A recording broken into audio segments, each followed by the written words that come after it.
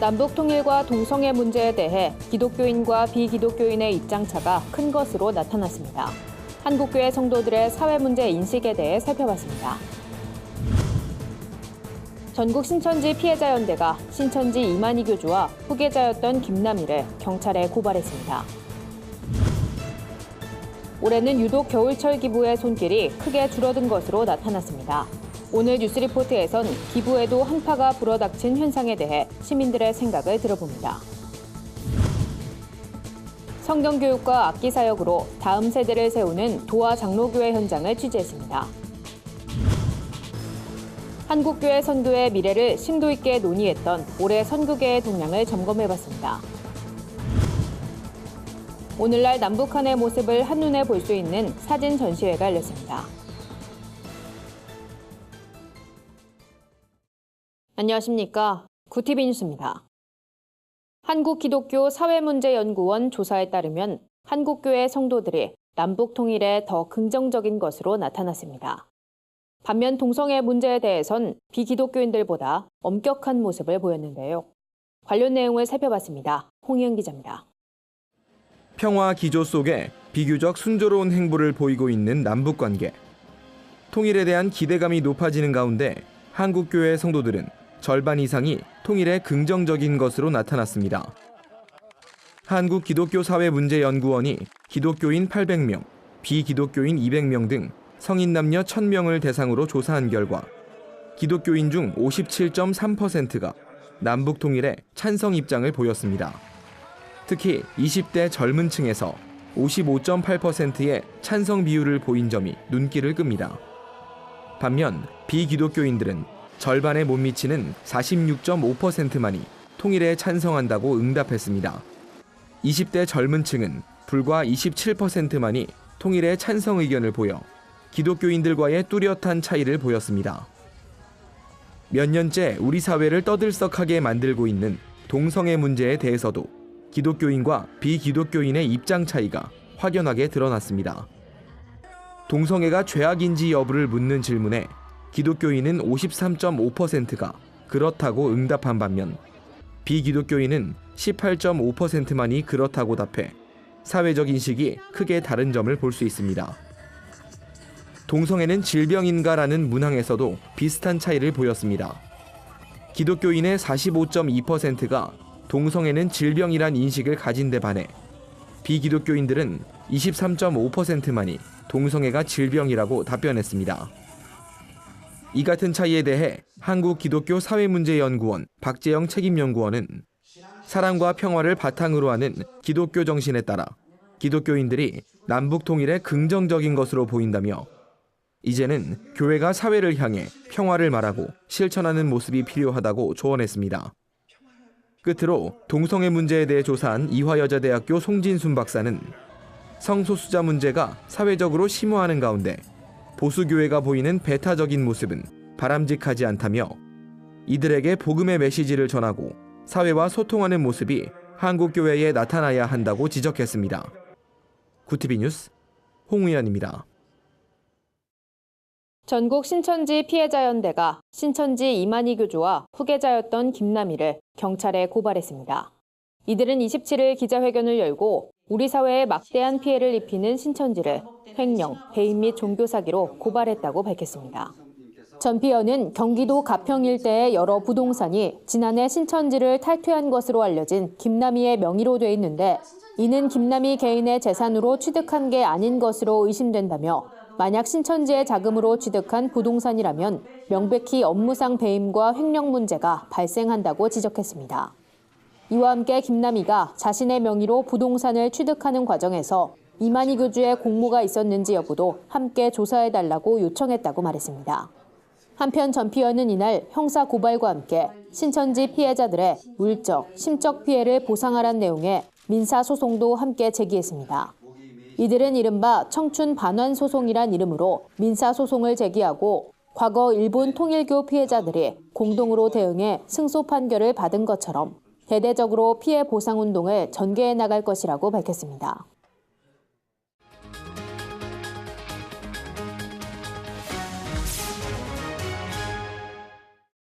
뉴스리포트입니다. 요즘 같은 연말이면 우리 사회 소외이웃을 위한 기부 활동이나 모금 캠페인이 활발하게 전개되는데요. 하지만 온정의 손길이 몰리던 지난해와는 달리 올해는 분위기가 많이 다르다고 합니다. 매년 이맘때면 거리에서 흔히 볼 수 있는 구세군 자선 냄비에 기부하는 손길이 눈에 띄게 줄어든 건데요. 특히 목표액의 1%가 달성될 때마다 온도가 1도씩 오르는 사랑의 온도탑의 경우 20여 년간 대부분 목표액을 채우며 100도를 넘겨왔습니다. 설립 첫 해인 2000년과 모금의 비리 사건이 터진 2010년. 단 2차례만 목표액 달성에 실패했는데요. 하지만 올해엔 사랑의 온도탑 모금 현황도 좋지 않습니다. 기부금이 목표치에 크게 미치지 못하면서 우려의 목소리가 속속 들려오고 있는데요. 얼어붙은 기부 문화, 왜 시민들은 선뜻 나눔에 동참하지 못하는 걸까요? 자세한 내용 오현근 기자가 취재했습니다.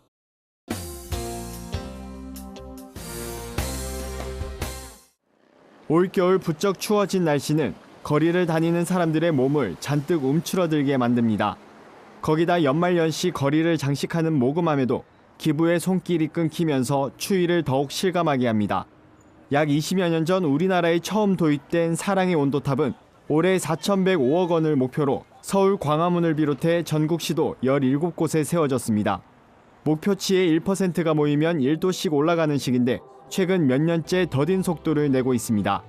100도를 기록하지 못한 2000년과 2010년을 제외하곤 모두 목표액을 채웠지만 올해도 사랑의 온도 목표를 달성할 수 있을진 미지수입니다. 구세군도 상황은 마찬가지입니다. 33년째 광화문 지하철역에서 구세군 활동을 해온 김윤근 씨는 올해 특히 사람들의 기부가 많이 줄었다고 말합니다. 일단 오고 가시는 분들의 표정이 많이 위축이 되어 있는 것 같은 느낌을 받고 있습니다. 최소한 20-30% 이상은 줄은 것 같고요. 크리스마스 이브 오늘 같은 날은 이게 자선 냄비 통이 차고 넘칠 정도였는데 전혀 그렇지가 않은 것 같아요. 기부가 줄어든 현상은 불경기가 계속돼 삶의 여건이 녹록지 않은 것이 가장 큰 원인으로 꼽힙니다.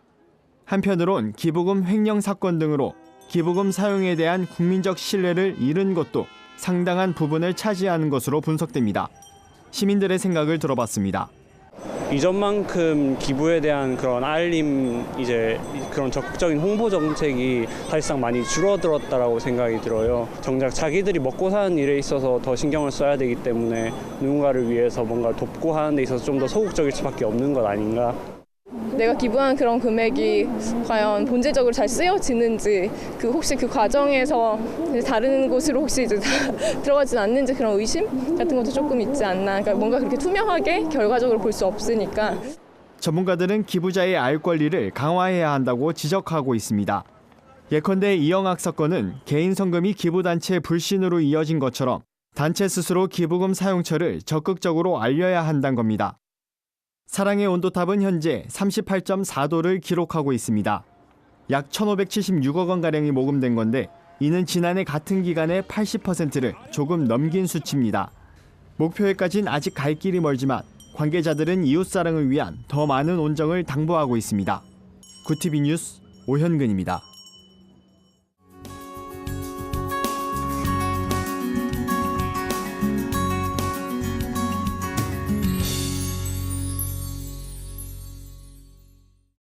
전국 각지에 흩어진 한국교회의 선한 모습을 발굴하는 민들레 홀시아나 세상을 밝히다. 구티비 특별기획 순서입니다. 매일 성경과 악기를 가르치며 다음 세대를 세우는 일에 앞장서고 있는 교회가 있습니다. 아이들을 위한 사역에 헌신하는 도화 장로교회에 여선아 기자가 다녀왔습니다. 다세대 주택이 밀집된 곳, 건물 간판만 보면 피아노 학원인 이곳은 아이들의 말씀을 외우는 소리와 찬양하는 소리로 가득합니다.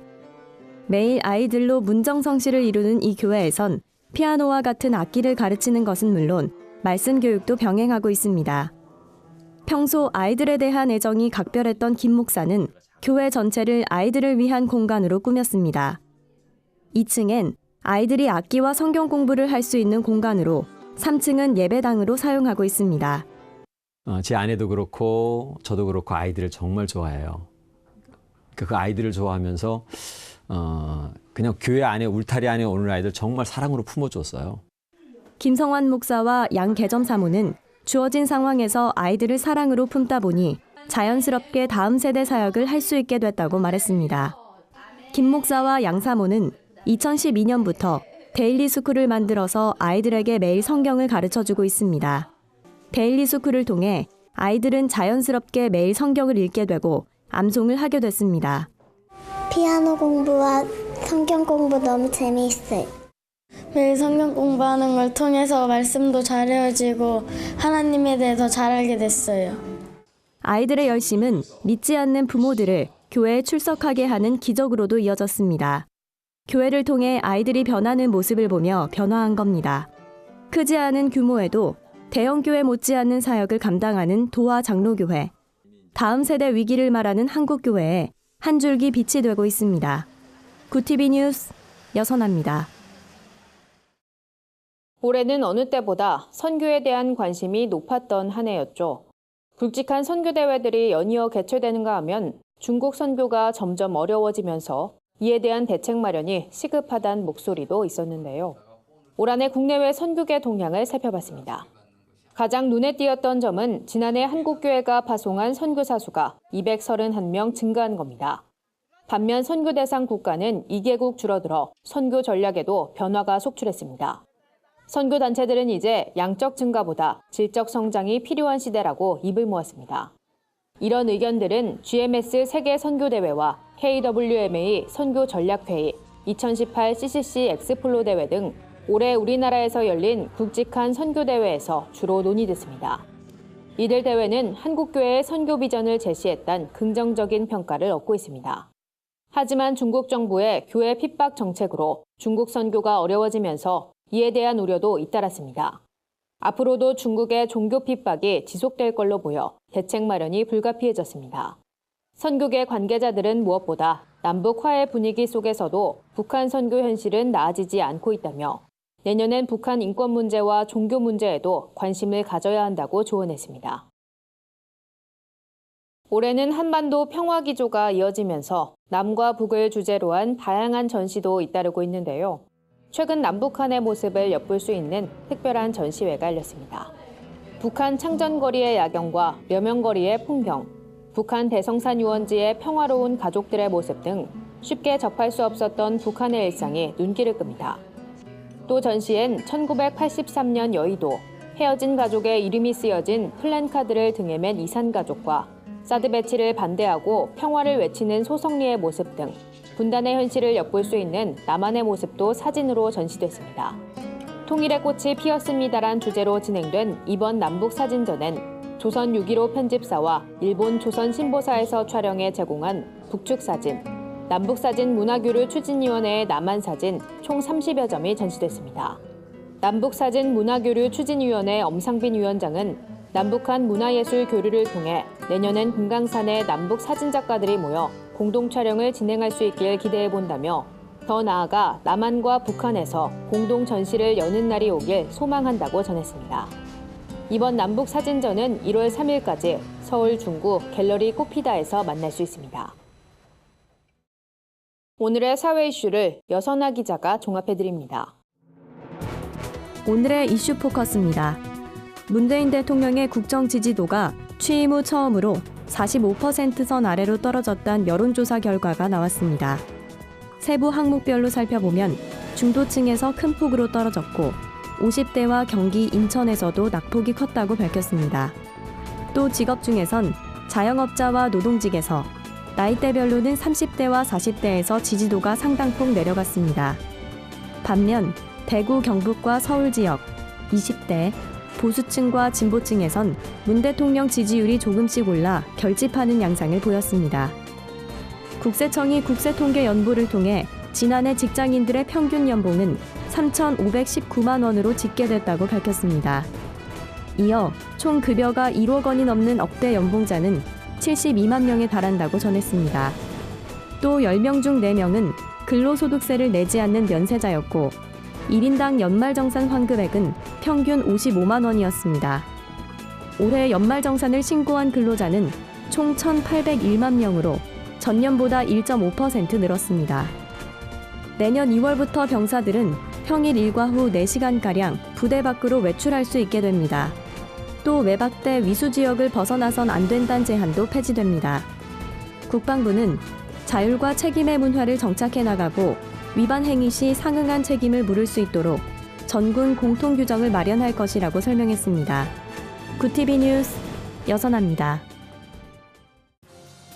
주요 단신입니다. 국제구호개발 NGO 월드비전이 쓰나미가 강타한 인도네시아 순다 해협 피해 지역에 긴급 구호자금 5만 불을 지원할 예정입니다.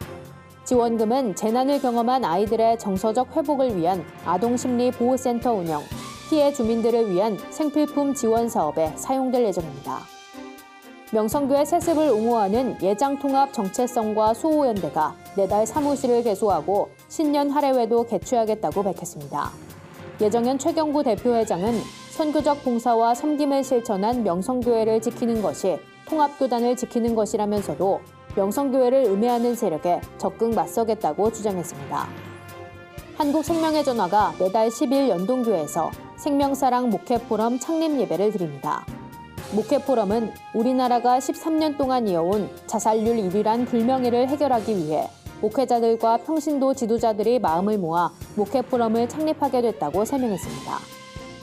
어린이 사역단체 히즈쇼가 내달 5일 예안교회에서 어린이 교사 부흥회를 개최합니다. 이번 부흥회에선 다양하고 재미있는 어린이 콘텐츠를 제공하고 히즈쇼의 주일학교 노하우를 교사들에게 전달할 예정입니다. 이상으로 뉴스를 마칩니다. 구티비 뉴스는 인터넷 신문, 데일리 굿뉴스를 통해서도 보실 수 있습니다. 시청해주신 여러분 고맙습니다.